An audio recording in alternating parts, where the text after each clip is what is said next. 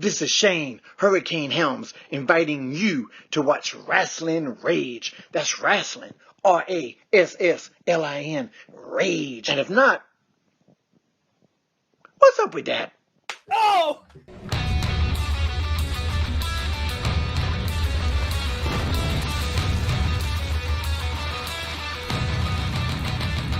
It's going down! This is Rasslin Rage! Going down! This is Rasslin Rage! Scream it out loud!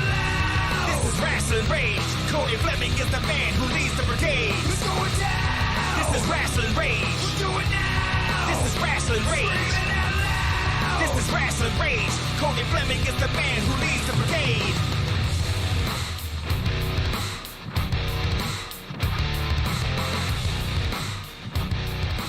And now it's time for Wrestling Rage with your host, Cody Fleming. Hey everybody, how are you doing? It is Cody here from Rasslin Rage and Michigan Independent Weekly. I am joined by Jason Page. I'm going to talk to him about a few things here shortly. Before I do that, please make sure to smash that thumbs up if you're catching it live, or even if you're catching it on the replay on YouTube, or maybe, or just maybe, you're on our Podbean or you're listening to the audio of this somewhere in the podcasting world of podcasts, and you want to come on over to r2youtube.com and check out the YouTube channel and make sure you subscribe, okay? Every Sunday, we're live for Rasslin Rage, and every Tuesday, we're live for Michigan Independent Weekly. And then we have interviews like this one right here with Jason Page, who is, in fact, the Metro Pro Wrestling Heritage Champion, okay? And the leader of Armageddon. So, I know you have a lot of things you want to talk about. You said you have a lot of shit you want to get off your chest.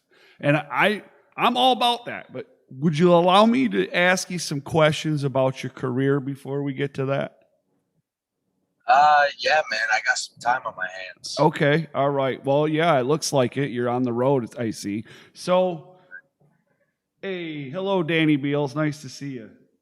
All right, so first off, let's talk about starting off in the business. I don't know how old you are, but how long have you been wrestling so far? So far, 3 years, 2 months into the business. I'm 24. I started when I was, my first match was right before my 21st birthday. Interesting. Well, that's always a good time. Now you are 2 years in, 3 years in, and are you I know, and maybe those folks out there, you train down at Skull and Bones, right? Down in Ohio, right? Yep. Okay, and those of you that don't know, that's Trey Miguel's school. And I believe he's got somebody else with him there too, if I'm not mistaken. Am I right? Yeah, CK3 and Brian Castle. Okay, so there we go. So have you always been training with those guys, or have you saw a few people? How's that worked out for you? So when I first started, obviously there's a lot of us that started backyard wrestling. It's a given. Right. So we actually had a buddy that lived all the way west of Michigan, and he got his own wrestling ring, and we would just go over there and dick around for the most part. And there was an indie wrestler that was out of South Bend that came to one of the shows that we would put on, and he pretty much came up to me, Eli, and a couple others, and said, I want you guys to come to shows with me. I'll train you guys and show you what you need to know. So then we got our first shot eventually at a company called DHF out in South Bend. I'm their greatest champion they've ever had. If you ask me, it depends who you ask, but if you ask me, Okay. I'm the greatest champ they've ever had. But no, so then things kind of went south with the guy that brought us in. That's information that is to be buried. Okay. But then another one of our buddies would have us come to his school that he had in Toledo, and it was ran at like NOW, the Northwest Ohio Wrestling. So we would train there and roll around there, and then NOW went out of business. So we were just kind of stagnant at the same places, whether it be NOW, EHF, all those kind of like local area shows. Mm-hmm. So then CK3 came to one of the NOW shows before they closed. And I learned like more in 15 minutes with CK than I learned in like a year and a half to 2 years at the time with these other two guys. So CK ended up opening his own school. He told me about it, and once I actually ran into him at Kroger and asked if he was like finally doing it, and he said that they had been open for like a month. And so I stopped in. I met Trey before that, but me and Trey got to roll around, and after all the stuff that they have taught me in that short period of time, I knew that that was like the place that I needed to go. And if there's any like guy, girl out there that wants to be a wrestler, doesn't know where to train, there's the House of Truth in northern part of Michigan. But if you are like anywhere near Toledo, we have a kid who drives an hour and a half, 2 days a week. Damn. To come train with us. Two out of the 3 days that we train. He makes that drive, and I mean it's because you get what you pay for, and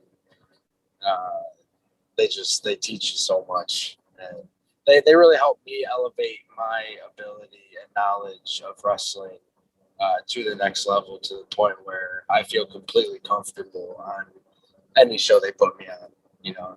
Yeah. Obviously the goosebumps are there, or right. the butterflies, but I know that I'm capable of getting over now. Yeah. Getting over and performing with whoever I'm sharing the locker room with. For sure. Well, you're good at being a bad guy, that's for sure. I know that. Some might say so. Yeah. Now, this is something I did want to ask because, you're one of those guys that we like to talk some shit with. And I would consider that an understatement in my view. However, is it something you found natural? And don't take that the wrong way. So in most scenarios, I find myself speaking without thinking, and that's obviously something you just don't do. Obviously nothing too over the top, but like if I'm in the ring and someone's fat and they're calling me a dickhead, like I'm just gonna point out the obvious and say, lay off the Snickers, fat ass. Right. One of your boys, Josh. Ice Cream Boy. Yeah. He said he started chanting like, "Put it back on" when I took my shirt off, and I was like, "That's what women say to you because you're fat." Right. And believe it or not, I recall you laughing. I did when I said it. So, no, I mean, I think it's easier to make people hate you than love you. You know what I'm saying? And when Bubba first brought me in and said, "Yeah, I want you to work heel and get them to hate you," like that's music to my ears because not everybody knew who I was, but if you insult somebody, clapping and cheering and trying to ask them to cheer you on is way harder than saying, "Hey, you're an inbred," and now they hate you. Right. Yeah, but see, and some would call that cheap heat, right? But I would say, You don't come out and do that, though. You don't just come out and say you're an inbred or anything like that. You don't do that. It's just, Right. I don't know. You have this certain charisma about you when you walk out and you're like, hey, I'm an asshole. Don't take that wrong way again. And you get in the ring and sometimes you do say shit, but you don't say it to like, you don't grab the mic and call the whole crowd a bunch of inbreds or whatever. You don't do that.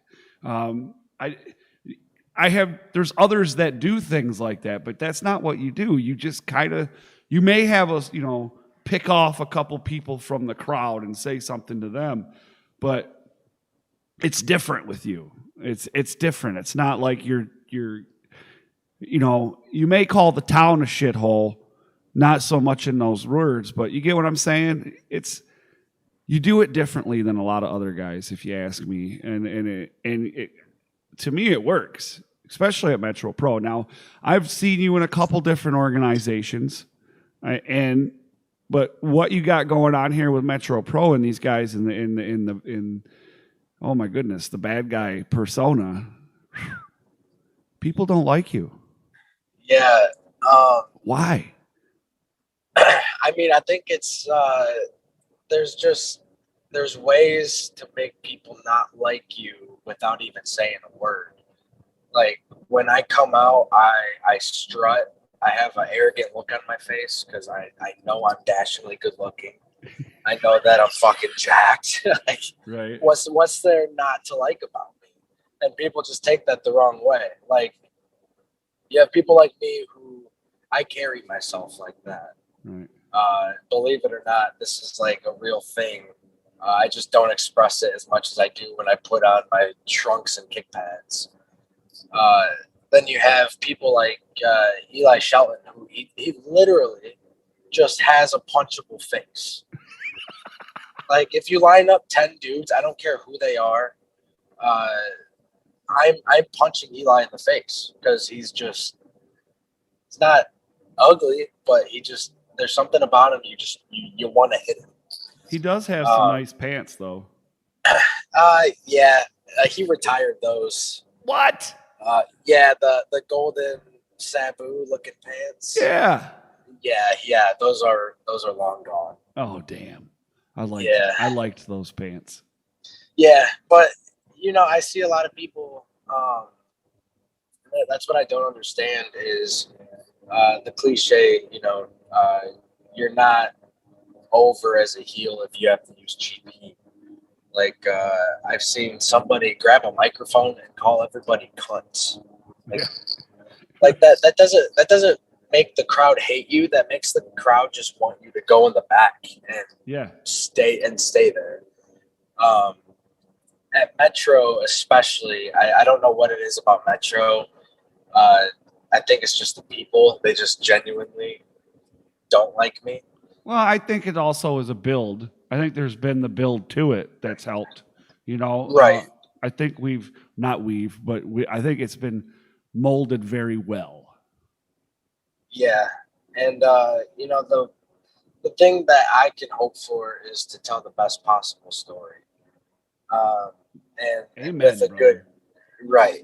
That's what we're all about. And some people are in the business, for the moves and for the bitches. That was a real quote from I won't say his name, but okay. Anybody who trains with me will pop if they hear me say that, for the bitches. Okay. But I don't understand. You're just not good at your job if you have to use cheap heat. And right. If you come out and just say, yeah, you're fat and you're fat and you're fat and you're ugly and you're four eyes, like you have to have something about you that rubs people the wrong way. And I think I have something. That's just the way I carry myself. I would agree. I would highly agree. Because, like right now we're having a great conversation. You and I we're okay, everything's great. Get me at MPW and fuck you, man. All right. I will say, I appreciate you actually, because I saw your last podcast, and you said, I think word for word, do I want to give Jason Page this platform to express like his side? So I reached out, and I'm happy you let me. But I'm gonna thank you even more for leaving Tweedledee and Tweedledum behind and leaving this just between me and you. Oh. So we've talked a little bit about your career. We've talked a little bit about Metro Pro Wrestling. We've talked a bit about some of the things that's gone on, and we've got a little bit more insight to Jason Page and what Jason Page is about, and what wrestling essentially means to you somewhat, right? Talking about being a heel and things like that, and training and what you've learned. What I want to know is, why are you so hell-bent on destroying Death Threat Army? Okay, so now it's story time, is what you're saying. Yeah, it's story time. Okay. Well, before I start the story, I watched your podcast. I'm a fan of Rasslin Rage. Well, thank you. Yes. It's Pro Wrestling Edge. Not to mention the other guys, but That's the other guys. That's just because you guys like to rub me the wrong way. So I do what I can. It's all good. But I saw Alex Weir. Oh boy. Podcast. Alex Weir had a lot to say about me. And I think when I messaged you, I said there's a little bit of Swear is self-proclaimed hardworking man who has a family, right? He's got a fiance, I believe. Yep. So I don't know if they live together. That's none of my business. I don't care. I live with my girlfriend. I pay my car insurance. I pay my car loan. I pay our bills. I pay our rent. Obviously, big bills for oil. Like, Alex Weir made himself sound like he's doing all these things, and he works a shoot job. I work a shoot job. But Alex made it sound like that he's got all these things to pay for, and he's such a hardworking guy. And then goes on to say that he came down to Skull and Bones, and I was an hour late to training, right? He said that, if you remember. I do remember. He said something along them lines. Right. Alex Weir says that he has a shoot job and he's a hardworking guy. And when I'm not wrestling, I am working. Like, I'm at my shoot. And I had work that day, and they told me like the day of, hey, we're training from this time to this time. So I showed up when I could because I was at my shoot. So Weir says I have an ego, and maybe. I think all of us do, some bigger than others. Obviously, when I'm at a show, I like to express it a little more. I like to think, personally, I'm a humble guy behind the scenes. But Alex, we were trying to paint this picture of me, and that's not who I am. I am training 3 to 4 days a week, every week. I work out every single day. I rehab myself. I go out and get deep tissue massages. Like that's another $60, just poof, gone. On top of all the other stuff you gotta pay for. So I wanted to clear that up because as I was watching, I was getting hot, and I didn't want Alex Weir to paint, because you never know who watches. Right. I don't want Alex Weir to paint this picture about me, and then people see it and they're like, oh, well, that guy's a piece of shit, like in real life. Because I'm not.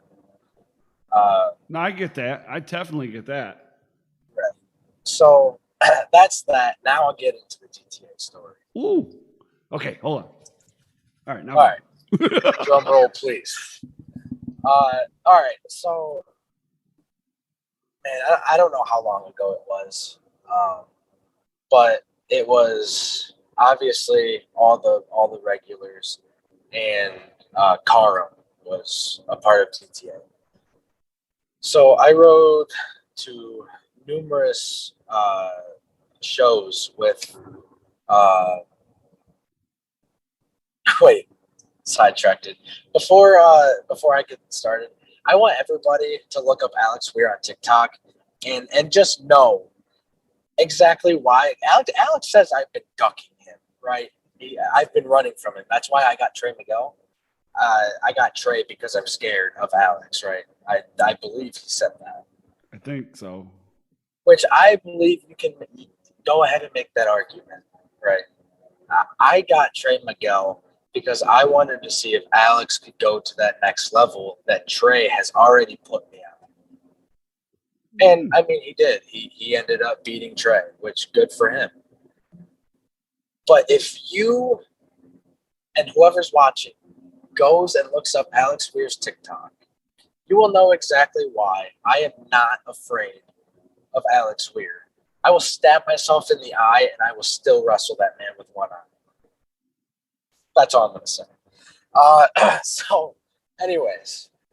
If I had the info, I'd like put it out there, like right up on the screen. Go here, TikTok.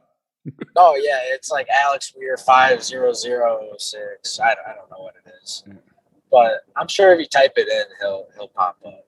But, so, Karam, are you looking at it? So, Karam brought me to shows, and I ended up getting Karam a part-time job with me as an electrician. And because,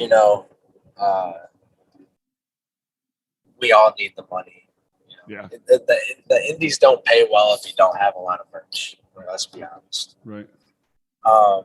So Karam and I developed this friendship, more of a brotherhood.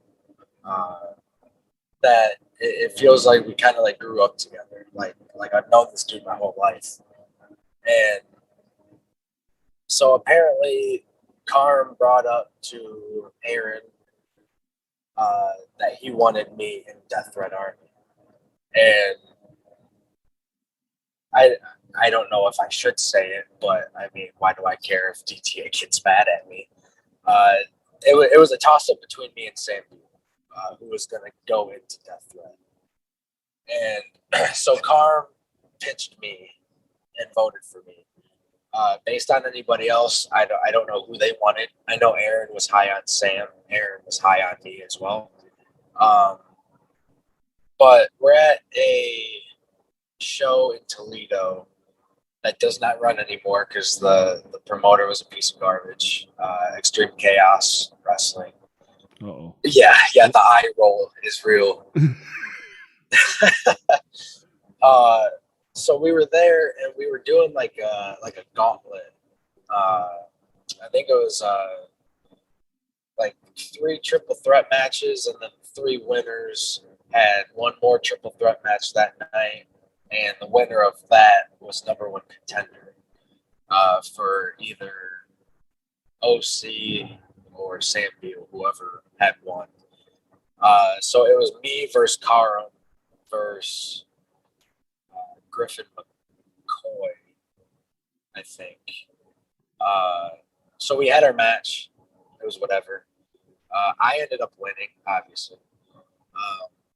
And then Karam leaves the ring, and as I'm about to get out, he comes back. I was really confused, and he had a shirt in hand, and he like opened it, and it said like Death Threat Army, and he gave it to me. That's the picture that I think his name's Jason Worth. Okay. That's the picture he posted when I'm like this, Gotcha. with my hat. That was that night. That was me getting included into the Death Threat Army. So when I left the show, I got a Facebook notification that I've been added to a group called Death Threat Army. So I'm like fairly young into the business. I still am, but I said, like, you know, I was ecstatic because I looked up to these guys for the longest time. And so everybody was like confused at first. So it was what it was. So we fast forward about 6 months later. I have done absolutely nothing with DTA. I've never tagged. I've never been promoted as DTA.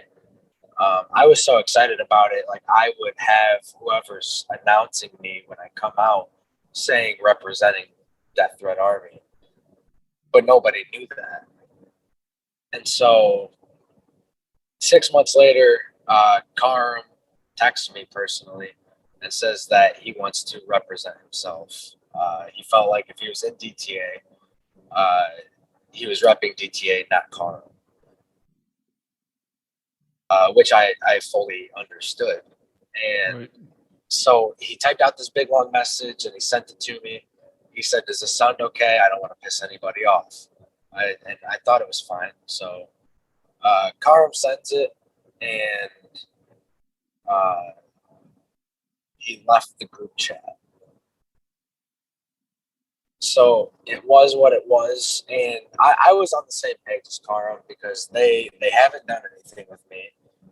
They shared only one of my things, not even saying like DTA member. It was just like the eye emoji.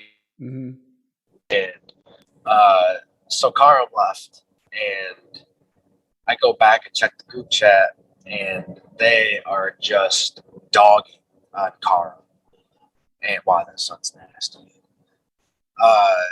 They're just dogging on Karam, and obviously they have a motto that, you know, their family, the brothers will die for each other. They're an army, you know what I'm saying? Karam and I, it was practically like an army of two. Anytime Karam suggested an idea, it would just kind of get swept under the rug. I would send matches in to the group chat and say, like, tell me what you guys think. Is this okay? Any critiques, pretty much.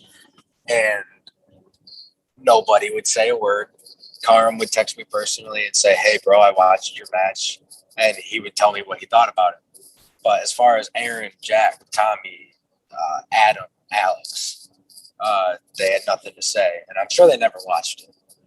But I was practically under the same impression, like, okay, now I want out of DTA, but I don't want to be a dick and be like, yeah, I'm out too, because I didn't want to look like a follower.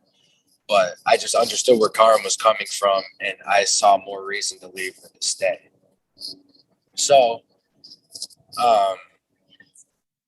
I see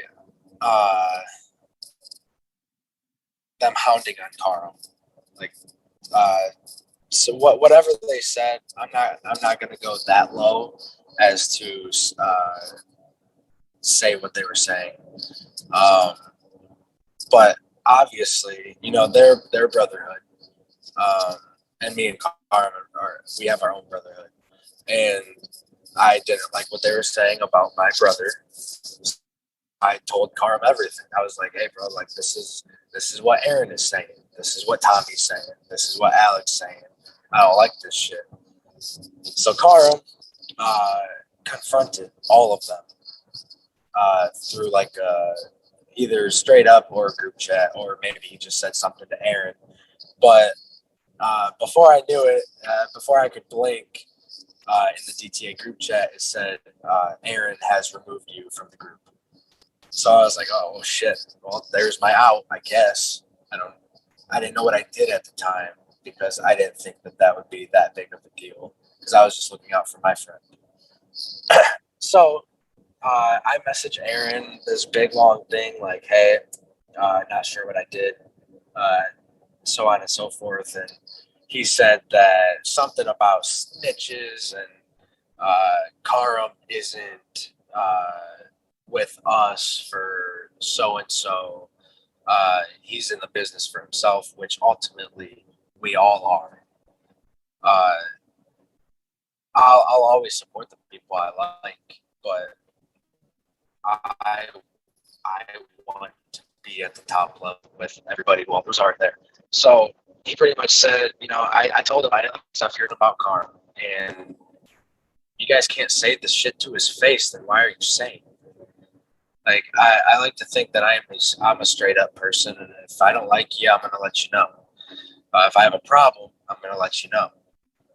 Never going to go behind someone's back and talk some shit, because, that's what cowards do. So I went on to do my own thing, and the more that I slept on it and the more that I went day by day, realizing that I wasted 6 months having people say representing the Death Threat Army, Jason Page. Like, I felt like an idiot. So then there's this little bit of disdain that comes towards the group. Now, don't get me wrong. I do not hate any of them. I don't hate Alex Weir. I don't hate Adam, Jack, Tommy, Aaron, Isaiah, any of them. That was 6. I think there's one more, Kenji. I don't hate them personally. Do I think that they've done some shitty stuff? Absolutely. And I don't know if you were at Pro Wrestling All Stars when I wrestled Adam Wick. I don't think I was. Okay. After the match, I added a little bit of insult to injury.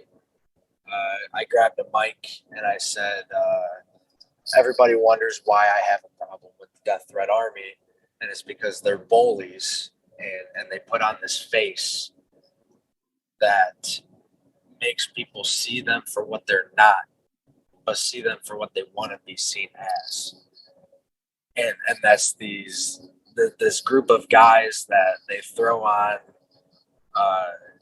charities and give away free bikes, which, like, don't get me wrong, like, you do you, but that's not who they are deep down inside, and I know that for a fact. So the more that I dwelled on this, I went up to Bubba and I said, hey, this is my problem. I don't like this faction. Can I recruit my own guys? So he said yes. He let me have completely free reign. And I ended up picking TJ because if you look at us, we're all different. Alex and Adam are kind of like the same person, besides the fact that Alex is kind of like a ninja, and Adam Wick can't get over unless he says pussy or fuck. That's just me being honest.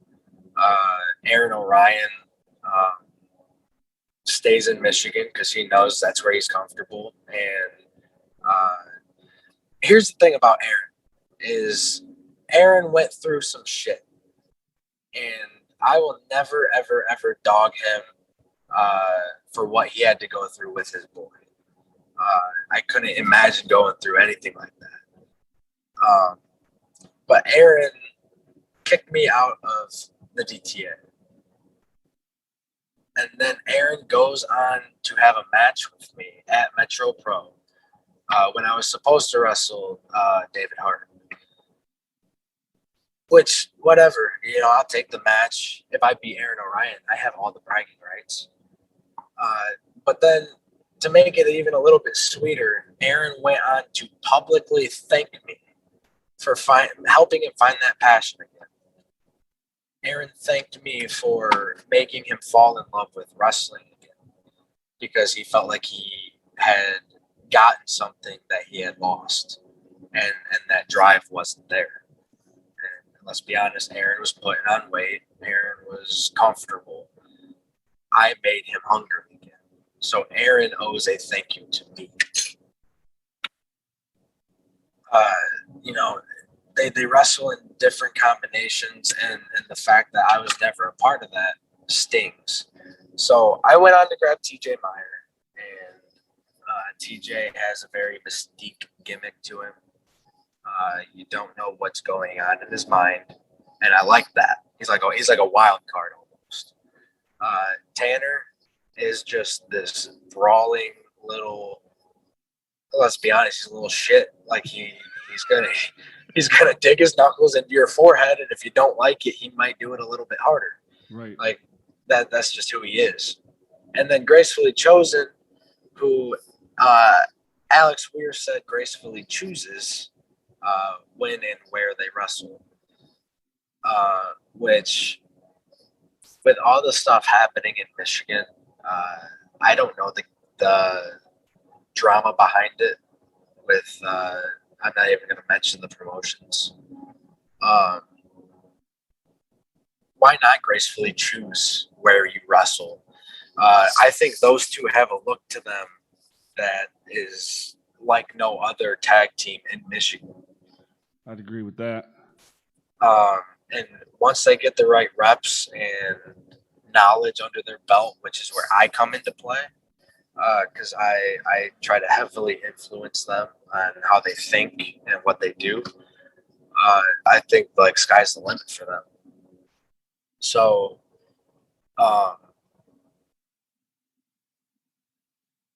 the disdain just kind of kept growing and growing and growing.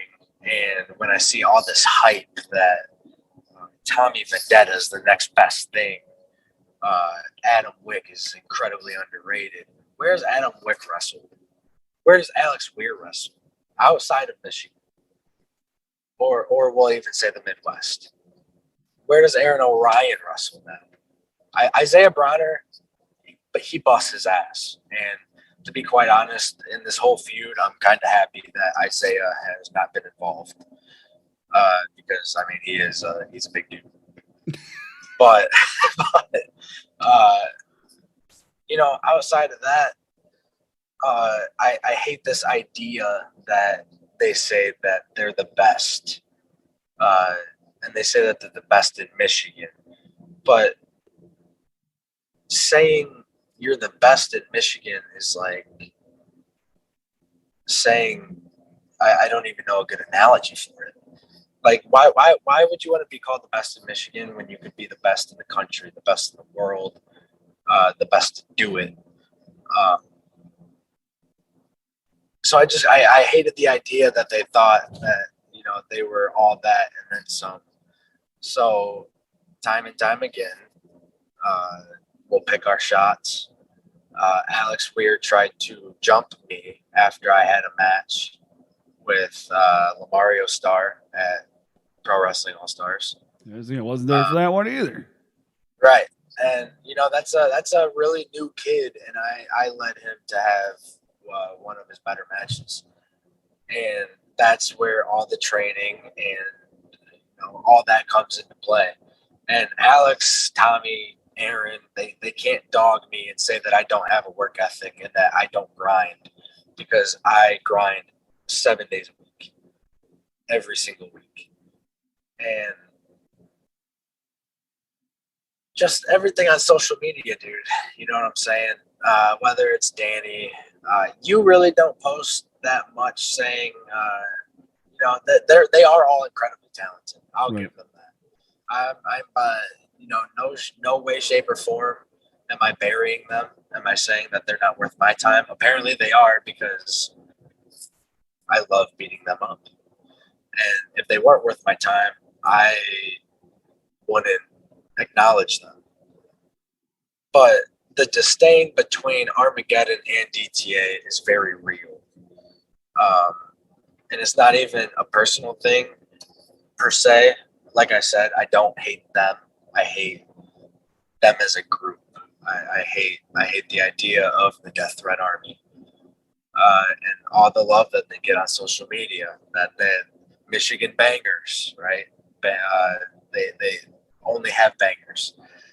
I don't understand why they brag about being the best in Michigan. And as far as, Aaron is proclaimed the Death Threat Daddy, right? I've seen numerous times Alex Weir call him dad, which I understand, you're having a wrestling dad. Trey's my wrestling dad. But never, ever, ever would I ever call a grown man my dad other than my dad. So he's proclaimed as the Death Threat Daddy. I am the leader of Armageddon. That's the way that people see it. My goal at the end of 2021 is to have more accolades, and not even necessarily titles. I want to have a more reputable name than any of them. And, after recent trips, I think that I'm already there, and it's only May. Right. So, it's only gonna get better from here. I don't know what else I can do to Death Threat. What I'm gonna end on is this. Armageddon is not going to stop until the Death Threat Army waves the white flag. There's no killing us. They're either going to get killed or they'll have to surrender. And that's just the way it is. And, so I said something in a post earlier today or wrote in a post earlier today that I see another war. And there was a war previous that took place in another organization that resulted in a War Games match. However, I see maybe not so much a War Games match, but something going on between, as far as matches go, between Armageddon and Death Threat Army. But even more importantly, you were talking about accolades and not necessarily titles, right? However, you are a champion in Metro Pro Wrestling. Alex Weir is a champion. What are the chances that we're going to get a Jason Page versus Alex Weir for the heavyweight championship? If Bubba says that's what he wants, I have no problem accepting that and being Metro Pro's first champ. Because that's just the given on what will happen. Personally, I don't want to do it until, because like I said, my issue isn't Alex or Aaron or anyone personal.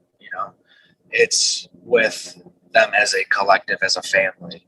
And the last thing that I have said to Aaron Orion is Armageddon's going to be the cancer that destroys and kills the Death Threat Army from the inside out.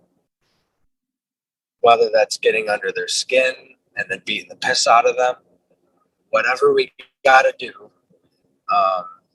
We don't need a War Games match. We don't need a hardcore match, tables match, anything. If they want a 5-on-5, we're not cowards. We're not going to run away from it. The ball's in their court. If they wave the white flag, that's it. Alex and I can have this match, and I'll prove that I'm better than Alex. Like I proved that I'm better than Adam.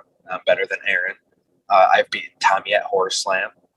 Jack says that I've been ducking him, but we've just never been blessed to meet in the ring. Well, I should say he's never been blessed to be in the ring with me.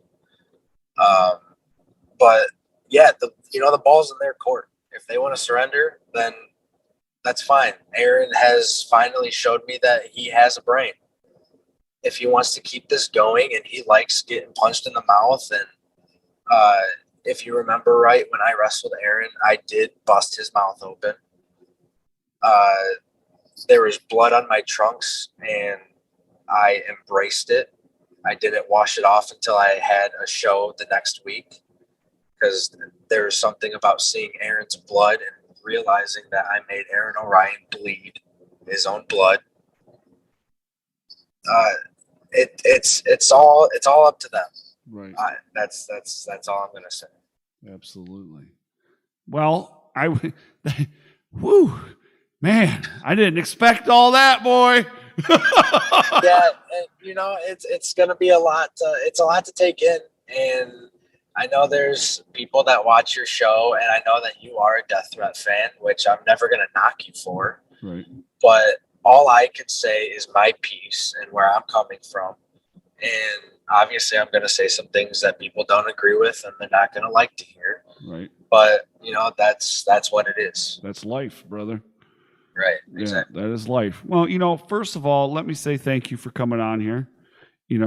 Thank you for sharing your side of things and letting the people know, because that's what we're about. Even though some people try to call me fucking Hannity and shit, I ain't no goddamn Hannity. All right. But anyways, I do want to point out to everybody that is watching the replay or listening that down in the description is all of Jason Page's social media.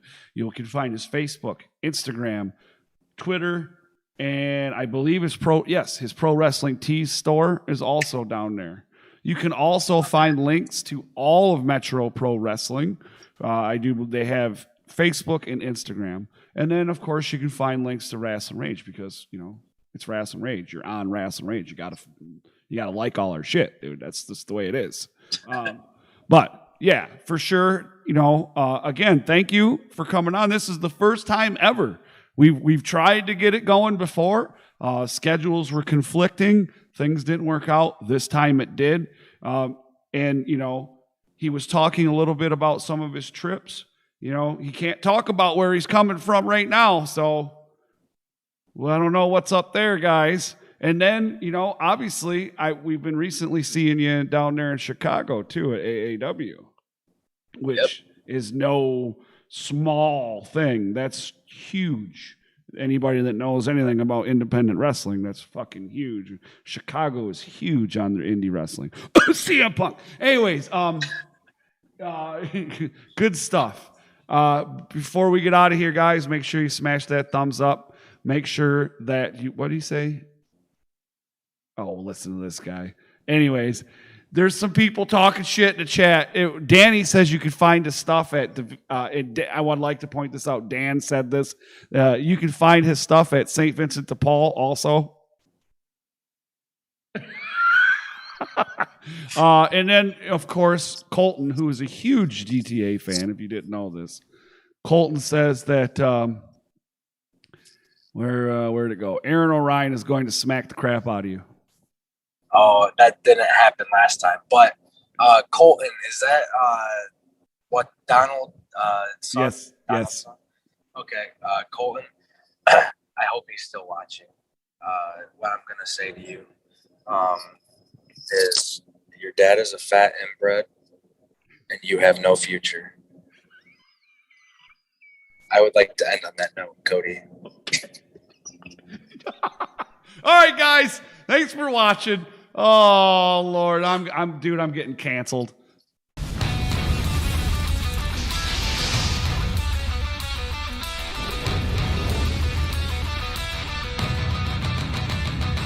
going down. This is Rasslin Rage. Do it now. This is Rasslin Rage. Scream it out loud. This is Rasslin Rage. Cody Fleming is the man who leads the brigade. It's going down. This is Rasslin Rage. Do it now. This is Rasslin Rage.